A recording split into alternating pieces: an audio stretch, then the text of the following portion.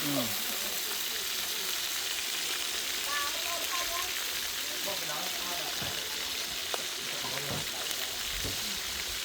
cần đồ nâng đại dương tới chạm bán nâng cứ nơi ngay đại dương chỉ tụ từ môn nâng pi ca pi ngày nâng vì mình chưa cần đồ là nơi xạ cung đấy vì chưa cần đồ play ấy anh ấy rất là thầy ô bỏ bộ này chít nè anh ấy khác cho người nào may chẳng chấm pua chỉ vật ประจำ ថ្ងៃ របស់ បងប្អូន សហគមន៍ ផ្ទះ បណ្ដែត ទឹក គឺ មិន សូវ ជា ខុស គ្នា ប្រហែល នោះ ទេ ភាគ ច្រើន គាត់ នេសាទ ត្រី គាត់ ដើរ ចាក់ កណ្ដុរ គាត់ ដើរ បេះ បន្លែ ទឹក អី ចឹង ទៅ ហើយ នៅ ទី នេះ គឺ មិន មាន ផ្សារ ទំនើប មិន មាន អី ទេ និយាយ ទៅ វា ជា ជីវិត ប្រចាំ ថ្ងៃ របស់ គាត់ អញ្ចឹង ណា អញ្ចឹង គាត់ មាន អី គាត់ ហូប នឹង ទៅ ហើយ វា ក៏ ជា ក្តី សុខ មួយ របស់ ពួក គាត់ ហើយ សម្រាប់ ខ្លួន យើង ផ្ទាល់ បើ សិន ជា យើង ចង់ បាន អី យើង ចង់ រស់ នៅ បែប ណា ក៏ យើង អាច ជ្រើសរើស ផ្លូវ ជីវិត បែប នោះ ដូច គ្នា ដែរ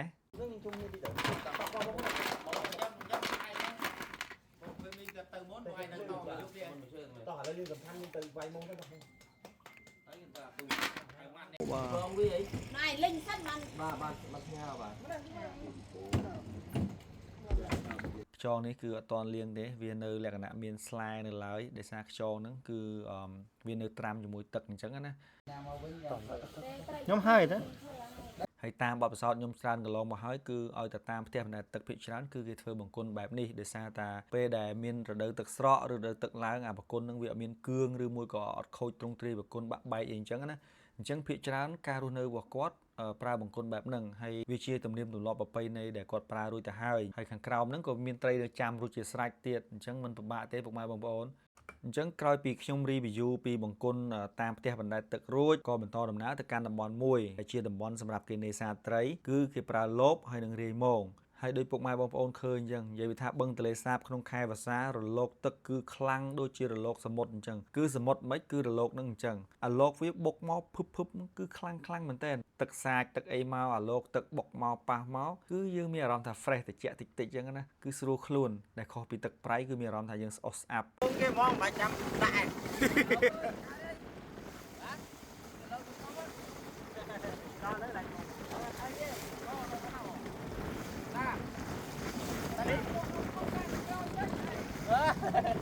អត់អីទេប្រេចេះតែគេ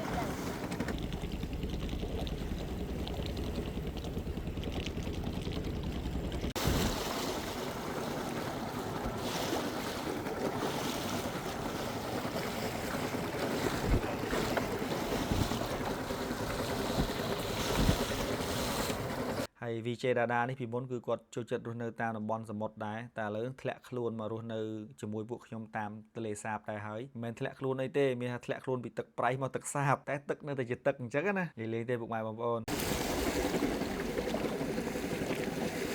ហើយពេលថ្ងៃរៀបលិចនឹងពន្លឺវាប៉ះជាមួយនឹងផ្ទៃទឹកបង្កើតបានជាចំណាំងផ្លេកគឺស្រស់ស្អាតខ្លាំងមែនទែនពុកម៉ែបងប្អូនហើយនេះគឺជាក្មួយខ្ញុំបង្កើតគាត់សាកល្បងធ្វើដំណើរទៅជាមួយពួកខ្ញុំដើម្បីស្រង់យកអារសជាតិផ្ទាល់ថានៅតំបន់បឹងទន្លេសាបខេត្តវស្សាហ្នឹងគឺបែបណាអញ្ចឹងណាយើងបន្តដំណើរទៅទៀតហើយបងពាក់មីនោះគឺគាត់នៅខាងក្រោយហើយនឹងទៅកងទូកឥឡូវនេះមិនដឹងជាម៉េចទេគាត់ល្អូងើនិយាយទៅគាត់ចង់ទៅផ្ទះវិញដោយសារគាត់ខ្លាចទឹកកឡោកចង់ត្រឡប់ទៅផ្ទះវិញដោយសារគាត់ឃើញទឹកកឡោកធំអញ្ចឹងហើយគាត់សួរថាដល់គោលដៅនៅហើយកងទូកប្រាប់ថានៅទេគឺមិនទាន់ដល់ទេនៅយូរអង្វែងទៀតហើយពួកខ្ញុំនេះគឺគ្មានលបគ្មានមងគ្មានអីទេគឺពួកខ្ញុំទៅតំបន់ហ្នឹងគឺដើម្បីថតចែករំលែកពុកម៉ែបងប្អូនថាការដាក់មងដាក់លបគេបានត្រីអត់គេរាយមងដាក់លបបែបណាអញ្ចឹងណាគ្រាន់តែពួកខ្ញុំទៅដើម្បីថតចែករំលែកទេគឺពួកខ្ញុំមិនមានមងគ្មានលបអីទេបាយដងបាយchơi đâu đong lấy một cái đâuបាយដងអីគេឥឡូវបាយកំដិតអស់ហើយឥឡូវតែបើថារមងឃើញទៅរលបគេលបបើមានមងទៅលួចលបគេហើយឥឡូវនេះគឺចិត្តមកដល់ទីតាំងដែលយើងត្រូវសារមងហើយនឹងលើកលបមែនតើហើយព្រោះអីបងតកងទូកក៏ប្រាប់ថាចិត្តដល់មែនតើហើយអូឥឡូវនេះគឺយើងមកដល់តំបន់ដែលយើងសារមងហើយមងនេះគឺមើលទៅដូចជាដាច់ចុងដាច់ជើងវាមើលទៅដឹងតែអត់ត្រីបាទហើយនិយាយទៅមើលទៅអស់សង្ឃឹមមែនតើហ្មងអូបានត្រីឆ្លូយមួយដែរពុកម៉ែបងប្អូនអើយនិយាយត្រីឆ្លូយនេះមើលទៅដូចធំជាងគេហើយក្រៅហ្នឹងឃើញត្រីទូចហើយអាត្រីឆ្លូយនេះវានៅរស់ពុកម៉ែបងប្អូនហើយបានអាហ្នឹងមួយហើយអានេះកូនត្រីមួយយើងអាចបើយើងតិចយើងត្រាំ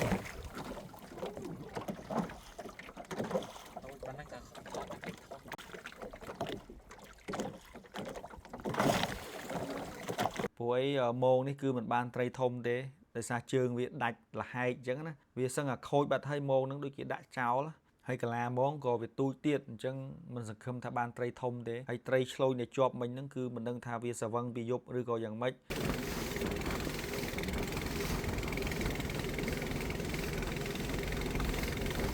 ត្រីឆ្លូញហ្នឹងគឺវាសំណំដែរហ្នឹងដោយសារតែវារាងធំដែរហើយខ្ញុំចេះតែថតត្រីនៅលើទូកនឹងចែកជូនបងប្អូនមើលទៅដោយសារតែយើងកំពុងជិះទូកបណ្ដាអញ្ចឹងយើងថតទឹកពេកខ្លាចពុកម៉ែបងប្អូនធុញឥឡូវនេះគឺយើងដល់តំបន់មួយដែលយើងត្រូវលើកលបហើយដូចខ្ញុំជម្រាបអញ្ចឹងលបនេះមិនមែនជាលបពួកខ្ញុំទេគឺលបបងប្អូននេសាទគ្នាគាត់អញ្ចឹងគាត់នាំពួកខ្ញុំទៅកន្លែងគ្នាគាត់អញ្ចឹងណាអញ្ចឹងក៏ថតចែកជូនបងប្អូនទស្សនានេះគឺគាត់គេលើកភាសាហើយយើងមកលើកលេងតាមក្រោយថាអូហើយជា20គីឡូដល់អូនេះlàขับด้วยแต่เครื่องលុយប្រហែលយើងឆ្លបានជុំធុនដែរអត់មានតែស្នាអូតែមកខ្លះបងមកស្អីថតអូយស្មទូទៅគុំអូនអស់គ្នាបាទមកចាក់រូបចេះស្អីលោកមានត្រីធំទេតានោះចោលមាន3ដងចោលមិនអ្នក4អត់ទេខ្ញុំចាំទៅថតតាអញ្ចឹងចោលម្នាក់ឯងអញ្ចឹងយើងចោលម្នាក់ឯងបាទយើងថត3ដែរយើងថតអញ្ចឹងយកចោលតែខ្ញុំបងទៀតអូនឹងទុះធ្ងន់ទេបងអូអានេះសើកជ្រូកបងនេះកជ្រូកវាឆ្លងមកទូតពួនយើងអែមđẹpអូនេះអីគេកែលុងចាំទីបងចាំទី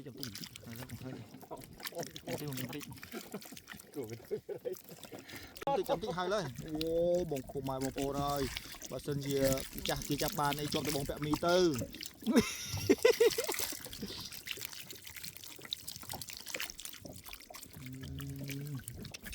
ចាក់ឯមួយចាក់ចូលនេះតែអូអានេះយើងលួចលើកលោកគេយកមកធ្វើម្ហូបចឹងលើកផុតពូលើកផុតទីបងលើកអូមានផ្ទុកមានរសទៀតមានផ្ទុកអូច្រើនណាស់បាទអូវ៉ាវឆាន់មែនតើបាទតោះលើកយើងបងចាំចាក់បងចូលមកថយអូយច្រើនណាស់នេះអូ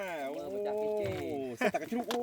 អត់យកក្អែកបលែងវិញគូក្អែកបលែងសតក្អែកអូក្អែកបលែងទៅក្អែកមុនបលែងកាច់ចំណាមុខវាបលែងទៅក្អែកអូសកាច់ចំណាមុខទៀតនេះអូបងប្អូននេះទៅក្អែកហ្នឹងយើងបលែងវិញខ្ញុំកាន់ស្មើច្រើនណាស់អូ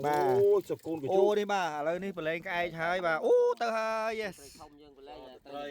ទៅយើងយកទៅស្លមកជូរអូខេតាទុយមកស្លស៊ីអើមណាស់ជុំមកកលើវាស្អាតចេញពណ៌ថៃកជ្រូកមកឡើងក្រហម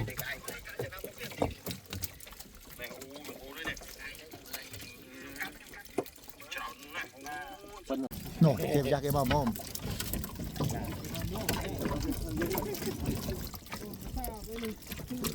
អីត្រីគេនេះត្រីគេបងហើយពួកខ្ញុំនិយាយដូចលួចចឹងក៏ពិតមិនមែនលួចទេនិយាយទៅយើងនិយាយលក្ខណៈឲ្យល្អសើចទេក៏ពិតមិនមែនទៅលួចមិនអីទេលបនឹងហើយនឹងស្មងនឹងគឺជារបស់គ្នាគាត់អូពុកម៉ែបងប្អូនអើយបានត្រីច្រើនមែនតើហើយត្រីនេះគឺត្រីចម្រុះហើយមិនដឹងជាត្រីស្អីខ្លះទេខែនឹងគឺសម្បូរខ្លាំងហ្មងគឺច្រើនមែនតើតែខ្ញុំទៅខែប្រាំងក៏វាច្រើនដែរប៉ុន្តែវាមិនទៅសូវសម្បូរដូចខែនេះខែនេះវាសម្បូរវានិយាយទៅវាមួយបែបម្នាក់រសជាតិខែប្រាំងនិងខែវស្សាគឺវាយ៉ាងម្នាក់អូនេះពុកម៉ែបងប្អូនសិតតែត្រីកជ្រូកត្រីអីហ្នឹងបងនេះត្រីគេបងនេះអាហ្នឹងត្រីគេហៅត្រីច្រឡឹងតែដឹងត្រីច្រឡឹងបងណាបាទត្រីច្រឡឹងដល់ពេលធំឡើងគេហៅត្រីបលុង1 គីឡូអីអូអានេះទូចត្រីច្រឡឹងធំឡើងត្រីបលុងហ្នឹងហើយបាទបងអញ្ចឹងកំពុងតែថតសบายម្ចាស់លបគេមកតន់ល្មមតែគាត់ក៏មិនបានថែពួកខ្ញុំដែរគាត់ក៏ចែកឲ្យពួកខ្ញុំយកទៅហូបអញ្ចឹងទៅដោយសារតែនៅតំបន់នេះគឺសម្បូរត្រីខ្លាំងហើយពួកខ្ញុំគឺជាអ្នកដំណើរផ្លូវឆ្ងាយគាត់យល់ក៏គាត់ឲ្យពួកខ្ញុំទៅហូបតែនេះមិនមែនជាការលួចទេពុកម៉ែបងប្អូនគឺជាការថតតាមរយៈគ្នាគាត់ទេគឺគ្នាគាត់នេសាទគាត់ស្គាល់គ្នាគាត់អញ្ចឹងទៅជួបយើងមិញយើងលួចម៉ងគេយើងលួចលបគេហើយម្ចាស់គេមកគេញញឹមឥឡូវយើងទៅលួចលបគេទៀតជ្រុំចោលពួកខ្ញុំនេះគេឃើញជាវាយ ហើយណាម្ចាស់បងណាម្ចាស់ ចាក់វានេះខ្លាយវាយ បងអរគុណណាបង ចាក់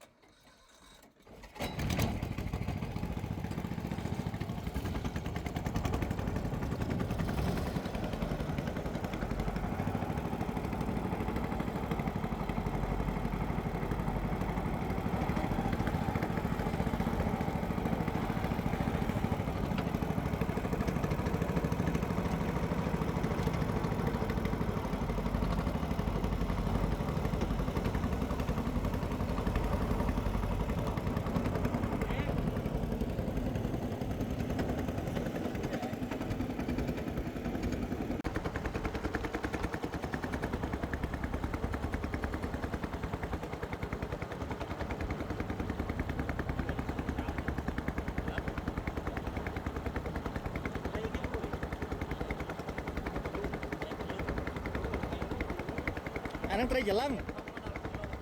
ហើយខ្ញុំផ្ដាំហើយផ្ដាំទៀតពុកម៉ែបងប្អូនកុំទៅលើកលបឬក៏លើកមងគេប្រេះផ្ដាស់ដោយពួកខ្ញុំអីដោយសារតែពួកខ្ញុំជាអ្នកថតដើម្បីចែកម្លែកពីតំបន់មួយដែលគេនេសាទត្រីបែបណាអញ្ចឹងណា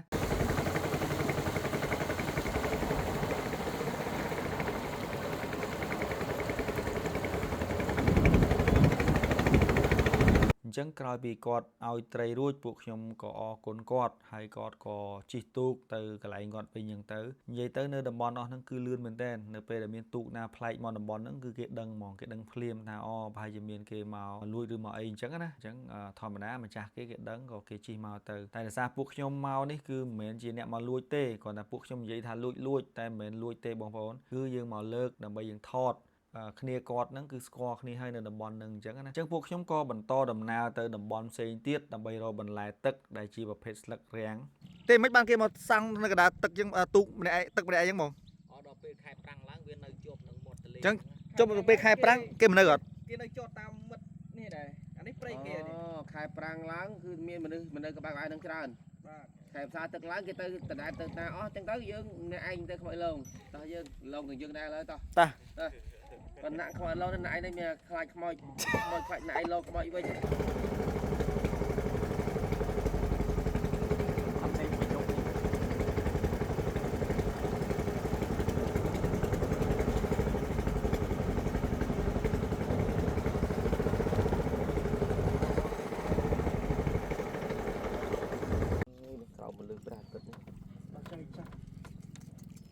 ជីវិតនៅក្នុងទន្លេបងប្អូនអរគ្នាអូយណែមើលប្លង់នេះមានណាមានទេមើលប្លង់មានអញមាននេះបងប្អូនខ្ញុំដាក់ដែរគូខ្ញុំដាក់ដែរគួយដាក់លឿនគប់បវលហើយណែហើយឯតាមឲ្យគាត់ឲ្យតន់ណែនេះគេបវលដែរនេះមួយម៉ៃទៀតណែណែអូយដាក់មានណាមានទេមើលប្លង់ឯបវលគាត់កុំឲ្យចាញ់គាត់មើលសាប់បបលឯដាក់ប្រឈមមានណាមាននេះខ្លះឥឡូវបបលបងឯបបលសិនឲ្យវាអត់គ្នាថតមកគេអូស្រោនសោនទៀតធ្វើដូចហើយណាមួយពួកខ្ញុំក៏ចង់ជិះកំសាន្តនៅតាមផ្ទៃបឹងនឹងតើវាមានស្អីគេខ្លះព្រោះវាជាតំបន់ថ្មីមួយដែរដោយសារតែពួកខ្ញុំមកតែខែប្រាំងអញ្ចឹងដល់ពេលខែទឹកលិចអញ្ចឹងគឺលិចអស់ហើយមើលវាលមើលទួលមើលអីលែងឃើញអញ្ចឹងអត់ដឹងថាតំបន់ណាគឺជាតំបន់ណាទេជួនកាលម្ដុំហ្នឹងក៏ជាកន្លែងដែលខ្ញុំធ្លាប់បោះតង់កាលពីនៅដីគោកក៏ថាបានដែរអញ្ចឹងវាលិចអស់អញ្ចឹងយើងអត់ដឹងថាវាបែរមុខទៅណាទេមានតែបងប្អូនប្រចាំតំបន់នៃសហគមន៍ទេដែលគាត់ស្គាល់ផ្លូវទឹកស្គាល់អីចឹងណាដោយសារគាត់រស់នៅតំបន់ហ្នឹងគឺគាត់ច្បាស់ហើយខ្ញុំគិតថាពុកម៉ែបងប្អូនអាចសាកល្បងមកជិះទូកកំសាន្តដូចជាពួកខ្ញុំអញ្ចឹងណាឲ្យពួកគាត់ជូនជិះដើររកត្រីដើររកកណ្ដុរដើរបេះបន្លែធម្មជាតិបេះអីចឹងទៅគឺយើងអាចកាត់បន្ថយ stress មួយយ៉ាងដែរហើយទៅនេះពួកខ្ញុំក្រៅពីមកតំបន់បឹងទន្លេសាបឡើងភ្នំចូលព្រៃទៅសមុទ្រទៅកោះគឺមានកន្លែងផ្សេងទៀតដែលពួកខ្ញុំព្យាយាមថតក៏ដូចជារួមចំណែកដើម្បីផ្សព្វផ្សាយពីតំបន់ទេសចរក្នុងប្រទេសកម្ពុជាយើងអញ្ចឹងណាដោយពុកម៉ែបងប្អូនដឹងស្រាប់ហើយថាបច្ចុប្បន្នគឺការផ្សព្វផ្សាយក៏ដូចជាប្រព័ន្ធផ្សព្វផ្សាយផ្សេងវានៅមានកម្រិតមិនមែនថាអន់ទេប៉ុន្តែនៅមានកម្រិតអញ្ចឹងដូចជាពួកខ្ញុំជាកោសិកាសង្គមមួយដែរអញ្ចឹងក៏រួមចំណែកដើម្បីយើងធ្វើម៉េចឲ្យវិស័យទេសចរយើងមានការកើនឡើងគឺទេសចរផ្សារជាប់ទឹកដីទេសភាពបែបហ្នឹងគឺស្អាតមែនទែនពុកម៉ែបងប្អូនពេលដែលយើងកលេចមើលទៅផ្ទាល់នឹងពលឺពណ៌មាសជះមក គឺផ្លេចជាមួយនឹងផ្ទៃទឹកនិយាយទៅសហគមន៍ផ្ទះបណ្ដែតទឹកមិនថាចិញ្ចឹមមាន់ឬក៏ដាំបន្លែគល់ក្រៃទេគឺត្រូវតែបណ្ដែតលើទឹកទាំងអស់ដោយពុកម៉ែបងប្អូនឃើញអញ្ចឹងណាគូនេះបងឲ្យបងស្លមជូរអូខេលើកលោកប្រភេទចេញលោកគេតែពេលត្រីមកដល់ផ្ទះវិញពេលរត់ហ្នឹងបាច់អាចច្បាស់ហ្នឹងឯងឡៃខ្លោបគឺគូនេះដៃខ្លោបជាស្នាដៃស្វ័យរៀងមើលស្លនៅលើទន្លេមួយគេគេតែខាងខ្ញុំមិនដឹងទៅវិញយើងឆ្នាំ2000នេះ ហើយបងពាក់មីគាត់ត្រៀមធ្វើម្ហូបគាត់មិនដឹងជាម្ហូបស្អីខ្លះទេបេះបន្លែសម្អាតត្រីអីចឹងទៅហើយសម្រាប់ខ្ញុំមកលើនេះគឺអត់បានជួយអីដល់គាត់ទេគឺតកតនឹងម្ហូបមួយគឺអត់បានជួយទេអញ្ចឹងខ្ញុំឲ្យគាត់ធ្វើទៅគាត់ចង់ធ្វើអីស្រឡាញ់អីគាត់ធ្វើនឹងទៅហើយខ្ញុំជាអ្នកចាំហូបយើងដល់ម៉ោងហក់ទឹកលេងពុកម៉ែបងប្អូននិយាយពីថាទឹកនៅនេះគឺត្រជាក់ហើយមានជម្រៅជ្រៅជាងខែប្រាំងខ្លាំងអត់មានអារម្មណ៍ថាយើងធុំក្លិនស្អុយឬក៏ឆ្អេះឆ្អាបអីទេគឺទឹកហ្នឹងគឺថ្លាហើយទោះបីជាលក្ខណៈហៅសហគមន៍អញ្ចឹងក៏ដោយហើយបើទឹកបឹងទន្លេសាបខែប្រាំងវិញគឺឡើងល្អក់ប៉ុមហ្មងគឺមានន័យថាពេលយើងប៉ះសឹងតែលមាស់ហើយខ្ញុំក៏ធ្លាប់បានធ្វើវីដេអូតាក់ទងទៅនឹងអាលាយម្សៅមួយយ៉ាងដើម្បីកូរវាថ្លាប្រើប្រាស់អញ្ចឹងណាអញ្ចឹងបានថាពុកម៉ែបងប្អូនដែលគាត់អត់ទាន់យល់ពីការចោលសម្រាមទៅពេលដែលយើងចោលសម្រាមម្ដងបន្តិចយូរទៅអាសារជាតិពុលហ្នឹងវាធ្លាក់ហើយវារងទៅនឹងបាតនៃផ្ទៃបឹងអញ្ចឹងទៅគឺជាតិពុលស្អីផ្សេងកាកសំណល់ផ្សេងគឺធ្លាក់ទៅបាតបឹងហើយបន្ទាប់មកខ្ញុំក៏ចាប់ផ្ដើមហោះដ្រូនដើម្បីផ្ដិតយកទិដ្ឋភាពនាពេលរាត្រីចែកជូនដល់ពុកម៉ែបងប្អូនមើលកំសាន្តថាទិដ្ឋភាពពេលយប់នៃផ្ទះបណ្ដែតទឹកគឺវាមានសម្រស់បែបណាអញ្ចឹងណាអញ្ចឹងដូចពុកម៉ែបងប្អូនឃើញអញ្ចឹងតាមផ្ទះនីមួយៗគឺមានអំពូលដើម្បីបំភ្លឺហើយផ្ទះនៃសហគមន៍មួយនេះគឺមិនសូវជាមានច្រើនខ្នងពេកនោះទេអញ្ចឹងទោះបីជាគាត់រស់នៅបែបផ្ទះបណ្ដែតទឹកប៉ុន្តែសហគមន៍គាត់គឺផ្សារភ្ជាប់ទៅនឹងពណ៌បៃតងអញ្ចឹងមានអារម្មណ៍ថាសហគមន៍របស់គាត់គឺផ្សារភ្ជាប់ទៅនឹងពណ៌បៃតងគឺគម្លាតពីផ្ទះមួយទៅផ្ទះមួយក៏ឃើញឃ្លាតឆ្ងាយពីគ្នាដែរហើយបរិយាកាសជុំវិញគឺមានពណ៌បៃតងហើយអ្វីដែលខ្ញុំសរសើរខ្លាំងមែនទែនគឺក្មេងៗគឺទូចគាត់ចេះចែវទូកគាត់ចេះជិះទូកគាត់ចេះហែលទឹកអញ្ចឹងគឺទូចមែនតែគឺគាត់ខ្លាំងគាត់មានសមត្ថភាពក្នុងការហែលទឹកជាធម្មតាទេនៅតំបន់ទឹកត្រូវតែចេះហែលទឹកអញ្ចឹងបើយើងមិនចេះហែលទឹកវាអាចនឹងមានបញ្ហាច្រើនហើយឥឡូវនេះគឺដល់វគ្គចម្អិនម្ហូបហើយត្រីនៅតំបន់នេះគឺភាគច្រើនគឺជាត្រីធម្មជាតិទោះបីជាគាត់ចិញ្ចឹមក៏គាត់ចិញ្ចឹមបែបធម្មជាតិអញ្ចឹងណាហើយនេះគឺជាត្រីកញ្ជ្រូកដែលបងប្អូនម្ចាស់លបគាត់ឲ្យយកមកធ្វើម្ហូបអញ្ចឹងណាហើយសម្រាប់ម្ហូបយប់នេះគឺមានច្រើនមែនទែនពុកម៉ែបងប្អូននេះគឺលក់ដែលយើងបន្លែទឹកដែលយើងបេះបានមកហ្នឹង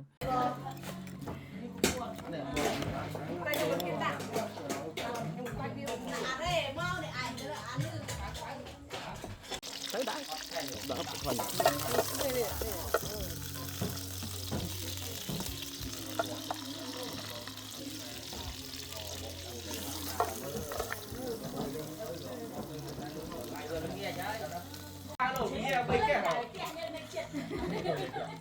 chom ơi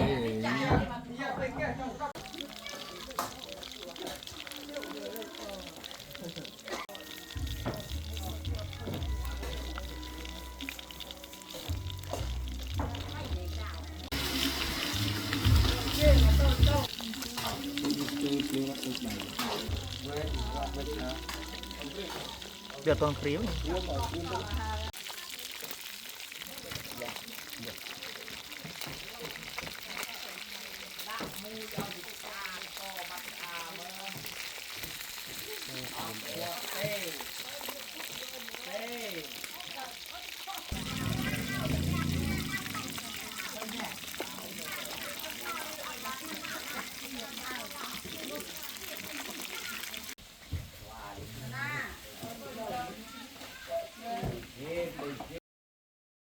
ហើយសម្លនេះគឺជាសម្លបន្លែទឹកជាមួយនឹងត្រីដែលយើងបានពីលបមកហ្នឹងគឺយើងយកមកស្លជាមួយជូរគូសាបងពាក់មីគាត់អ្នកស្លអញ្ចឹងណានិយាយថាឆ្ងាញ់ណាស់ពុកម៉ែបងប្អូនអើយនិយាយថាជាតិហ្មងវាចូលជាតិគ្នាជាមួយនឹងត្រីធម្មជាតិបន្លែធម្មជាតិទឹកធម្មជាតិទៀតនិយាយវាថាដាក់ទៅគឺចូលមុំហ្មងអូនិយាយថាត្រីនេះគឺស្រួយស្រោបមែនទែនហើយរសជាតិវិញពុកម៉ែបងប្អូនអើយនិយាយថាខុសគ្នាពីត្រីដែលយើងចិញ្ចឹមនៅតាមទីក្រុងឆ្ងាយណាស់ ហើយដាក់មួយអាទឹកម្រេចខ្ចីគឺឆ្មាទៀតអេមហើយនិយាយពីថាក្មេងៗគឺសោយសប្បាយមែនទែននិយាយទៅមើលមកពួកខ្ញុំដូចជន់ចម្លែកអញ្ចឹងណា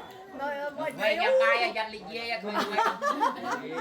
sao chị nè ហើយឥឡូវនេះគឺដល់វគ្គចាប់ផ្ដើមធ្វើកណ្ដុរហើយកណ្ដុរនេះគឺយើងចាប់ផ្ដើមយកវាទៅលាងសម្អាតបោចរោមបោចអីរួចទៅយើងលាងសម្អាតវាឲ្យបានស្អាតព្រោះកណ្ដុរនៅពេលដែលយើងសម្អាតវាឲ្យបានស្អាតវាអាចនឹងធុំក្លិនសាធុំក្លិនកណ្ដុរអញ្ចឹងណាធម្មតាទេពុកម៉ែបងប្អូនវាជាម្ហូបប្រចាំតំបន់ហើយសម្រាប់តំបន់ខ្លះក៏គាត់ហូបតំបន់ខ្លះទៀតក៏គាត់មិនហូបអញ្ចឹងទៅហើយកណ្ដុរហ្នឹងពេលដែលលាងរួចខ្ញុំក៏បានឲ្យគាត់ដាក់ត្រាំទឹកសូដាដែរដើម្បីឲ្យវាកាត់ក្លិនកាត់ឆ្អាបអញ្ចឹងណាហើយបន្ទាប់មកគាត់ក៏ថែមគល់ក្រីថែមម្ដេងដើម្បីវាមានក្លិនមួយឈ្ងុយយើងយកទៅបំពងហើយការបំពងហ្នឹងគឺយើងអត់មានប្រឡាក់គ្រឿងអត់ប្រឡាក់អីទេគឺយើងប្រើទឹកជ្រលក់ម្រេចក្រូចឆ្មាខ្ទឹមសហ្នឹងដើម្បីធ្វើជាទឹកជ្រលក់អញ្ចឹងយើងចាប់ផ្ដើមបំពងហើយគឺឈីវតែបន្តិចទៀតហ្នឹងគឺក្លិនឈ្ងុយពេញហ្នឹង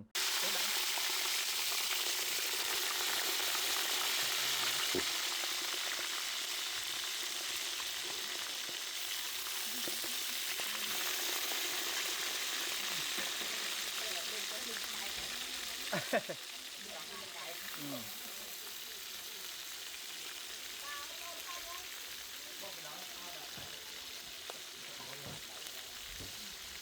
ញ្ចឹងកណ្ដុរហ្នឹងដែលយើងទៅចាក់បានហ្នឹងគឺនៅឆ្ងាយដែលយើងជិះទូកទៅមុននឹងពីកាលពីថ្ងៃហ្នឹងវាមិនមែនជាកណ្ដុរនៅសហគមន៍ទេវាជាកណ្ដុរព្រៃ Đấy, ăn đi rất tao thầy Thôi là đi chụp quay nữa ឥឡូវនេះគឺចាប់ផ្ដើមក្រៀមម្ដងបន្តិចហើយនិយាយវាថាក្លិនឈ្ងុយដល់ផ្ទះ10ពុកម៉ែបងប្អូនអញ្ចឹងយើងយកទៅដាក់គេហៅឆ្អើរតិចជាមួយនឹងភ្លើងយើងមិនឆ្អើរយូរយើងក៏ឲ្យវាស្រក់ខ្លាញ់ចេញអញ្ចឹងណា Ê kìa, ăn đi tại vì sạch với chở chiên cay អញ្ចឹងក្រោយពីបំពងរួចគឺយើងដល់វគ្គចាប់ផ្ដើមទទួលទានហើយមុខម្ហូបនៅមានបន្ត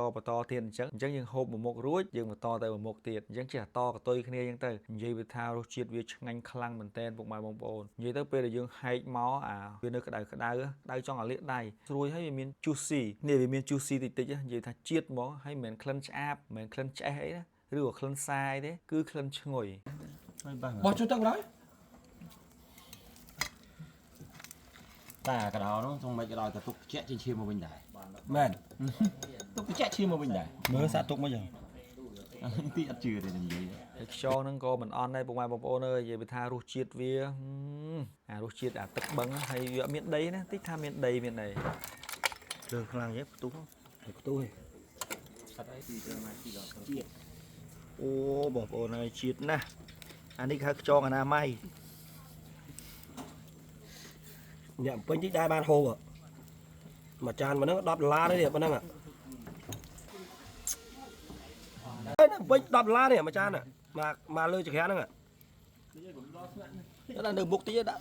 នៅលើហ្នឹងទៅឃើញ yes tha hổ cui thấy tôi thấy cái chút thấy ấy tao bị bá tròn bá អេខ្យងស្រែឥឡូវបាក់អរណា បាទខ្យងថៃ បាក់ខ្យងថៃឯងបង à đi mi trong rẽ này đi trong tele rồi ខ្យងបឹង tại dương nên không tất lột lái của phòng gặp មកឆ្នាំជឿវានៅតែជាតិបងឆ្នាំជងខ្មែរចងបឹងសាត់សាតនេះអត់មានថៃទេណាបងប្អូន Đau quá nè ដើអាហ្នឹងទុកហត់ទឹកវាបានជាតិ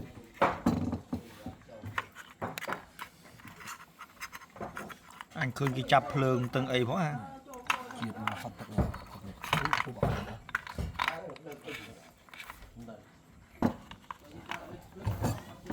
chúng mình lọt đáy con xuống liền bao khăn lên luôn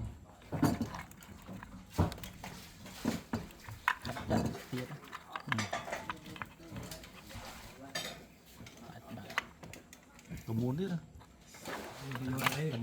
តែសក្បាលហ្នឹង ហើយនៅតំបន់នេះគឺគេភ្ញាក់តាំងពីម៉ោង 5 ពុកម៉ែបងប្អូនបើសិនជាគេដេកពីល្ងាចពេលដែលគេភ្ញាក់ពីព្រលឹមមែនតើហ្មងហើយបើសិនជាពុកម៉ែបងប្អូនហ៊ានទៅនៅដល់យប់ជ្រៅអញ្ចឹងគឺដឹងតែម៉ាស៊ីនទូកនឹងដាស់ហើយម៉ាស៊ីនហ្នឹងគឺលឺខ្លាំងមែនតើហើយចំពោះផ្លូវទឹកហ្នឹងគឺអត់មានផ្លូវច្រើនទេផ្លូវតែផ្ទះ 2 3 ហ្នឹងគឺនៅជាប់ហ្នឹងហើយបងប្អូនអ្នកនេសាទក៏គាត់ចាប់ផ្ដើមចេញទៅធ្វើការរកស៊ីតាមជីវភាពគាត់រៀងៗខ្លួនអញ្ចឹងទៅហើយចំពោះសម្រស់ព្រះអាទិត្យពេលថ្ងៃរះក៏ស្អាតដែលពន្លឺរបស់វាផុសចេញស្របជាមួយ ជាមួយនឹងដំបូលផ្ទះបណ្ដែតទឹកសហគមន៍គឺសម្រស់វាគឺស្អាតខ្លាំងដោយពុកម៉ែបងប្អូនឃើញអញ្ចឹងគឺខ្ញុំចូលចិត្តមើលថ្ងៃរះថ្ងៃលិចនិយាយទៅសម្រស់វាពេលខ្លះយើងមើលទៅសង្ហេះសង្ងោចហើយសម្រស់វាពេលខ្លះយើងមើលទៅក៏មានក្តីសង្ឃឹមឬមួយក៏ភាពកក់ក្ដៅអីមួយវាជាចំណូលចិត្តរបស់មនុស្សម្នាក់ៗផ្សេងគ្នាអញ្ចឹងណា ដល់មុខនោះមានខកយើងទេ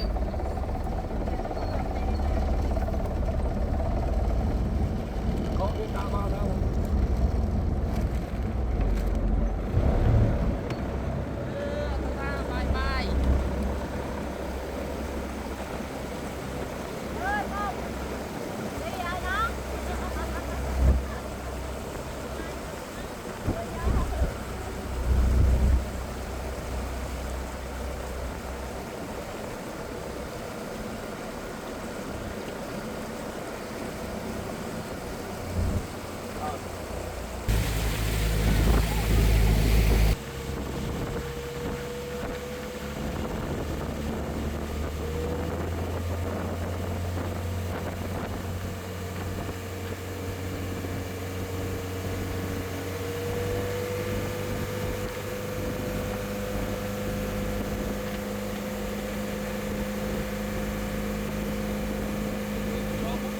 Vậy tới caធ្វើដំណើរទៅក៏វាមិនខុសពីអ្វីដែលយើងធ្វើដំណើរមកដែរគឺយើងត្រូវប្រើពេលវេលាផាកផាយគ្នាគាត់តែយើងទទួលបានអារម្មណ៍ផ្សេងគ្នាព្រោះអីពេលមកគឺយើងមកពេល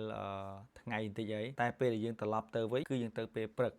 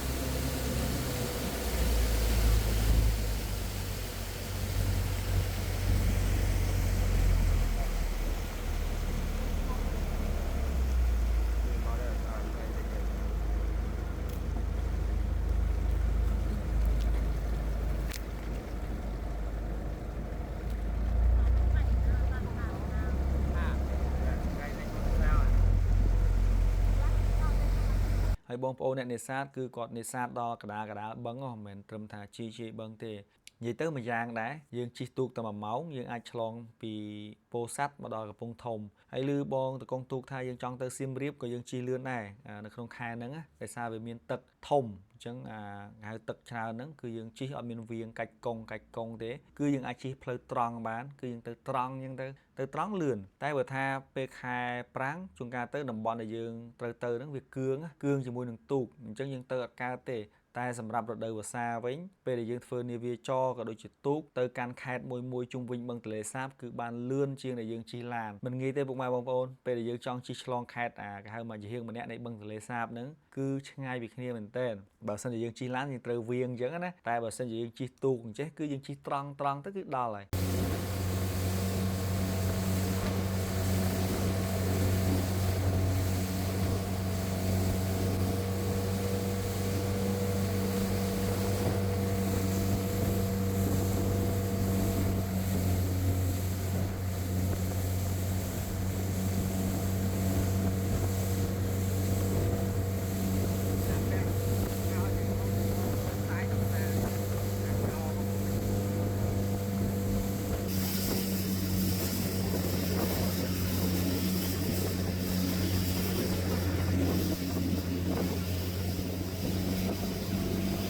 ហើយចំណែកបងប្អូនភាគច្រើនប្រហែលជាអាចនឹងឆ្ងល់ពីបង្គោលដែលគេបោះក្នុងទឹកមួយនេះគឺអាចនឹងមិនទាន់ស្គាល់ថាវាជាបង្គោលអ្វីហើយគេបោះដើម្បីអ្វីតាមការពិតទៅវាគឺជាបង្គោលដែលប្រាប់ពីតំបន់1តំបន់2និងតំបន់3ដែលសម្រាប់បញ្ជាក់ពីដែននីមួយៗថាតំបន់ណាដែលយើងត្រូវអភិរក្សនិងតំបន់ណាទៀតដែលយើងអាចត្រឹមអាស្រ័យផលបានអញ្ចឹងទៅចំពោះបង្គោលនីមួយៗត្រូវបានរៀបចំដោយអាជ្ញាធរទន្លេសាបដែលត្រូវបានបោះជុំវិញបឹងទន្លេសាបតែម្ដងសម្រាប់វីដេអូថ្ងៃនេះក៏ឈានមកដល់ទីបញ្ចប់ពុកម៉ែបងប្អូនកុំភ្លេចជួយ Subscribe ម្នាក់មួយផងដើម្បីទទួលបានអារម្មណ៍ថ្មីមួយជាមួយនឹងវីដេអូវែងអរគុណចំពោះការទស្សនានិងចែករំលែកបន្តដើម្បីរួមចំណែកផ្សព្វផ្សាយពីតំបន់ទេសចរណ៍ថ្មីៗក្នុងប្រទេសកម្ពុជាយើងឲ្យអ្នកផ្សេងទៀតបានស្គាល់ផងដែរជួបគ្នាវីដេអូក្រោយៗទៀត ai mấy đá bóng rồi nơi tin đi vì dạng mạch đá មានអីបងលប់រស់នៅទៅមានអីស្រួលមួយយ៉ាងដែរយើងអត់ពិបាកចុះទឹកផុកអីមានលុបលុបមួយប្រមសាច់យើងនៅលើពិបាកទឹកផុកដល់យើងនៅទេមានអីពិបាកខែប្រាំងបន្តិចខែប្រាំងហ្នឹងវាពិបាករឿងទឹកប្រើប្រាស់ cho để tôi nâng bật tục tật ấy giờ miền này thòm đà như thế បាទមានធម្មតាលក្ខណៈដូចថាអ្នកកលីណា បាទ យើងបាត់ថ្ងៃមិនមានចានមានគុំយើងសុកលឺវាដាក់កើតណា បាទបាទ ដល់ពេល ដូចនៅខាងសមុទ្រដែរ បាទដល់ពេលយើងដាក់ទៅផ្ទាល់ទៅដល់ពេលខែប្រាំងឡើងគឺផ្ទះគោកទៅយើងដាក់កើតទៅកលពីលើទៅដល់ពេលខែភាសាអញ្ចឹងយើងដាក់បាទ បងngoài nơiនឹងយូរនៅបង នៅយូរហើយបងនៅចូលជិត20ឆ្នាំហើយ20ឆ្នាំហើយខ្ញុំនៅតាំងពីអាយុ14 15ឆ្នាំណាខ្ញុំមករស់ស៊ីជាមួយថ្លៃមករស់នេះឯងយូរទៅអូជាប់នៅនេះបានប្រពន្ធអ្នកនេះហ្នឹង